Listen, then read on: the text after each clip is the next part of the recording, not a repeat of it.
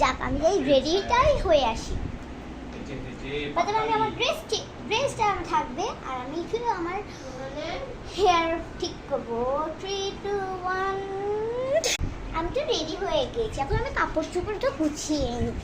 এই ব্যাগটা নিয়েছি, এই গেঞ্জিটা নেই, হ্যাঁ এই গেঞ্জিটাই ঢুকে নিই। আর পারলে আমি ভাবির থেকেও কিছু কাপড় নেবো। দেখি দেখা যাচ্ছে না, তোমাকে দেখা যাচ্ছে না।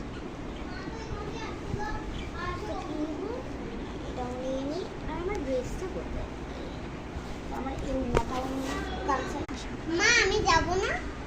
না তুমি যেতে পারবে না। কেন? কারণ তোমার কালকে থেকে পরীক্ষা, তুমি এখানে তোমার টিচার পড়াবে আর তুমি তোমার বড় আপু আর তোমার বাবার সঙ্গে থাকবে, এখানে আর তুমি আর যেতে পারবে না। ঠিক আছে। ঠিক আছে।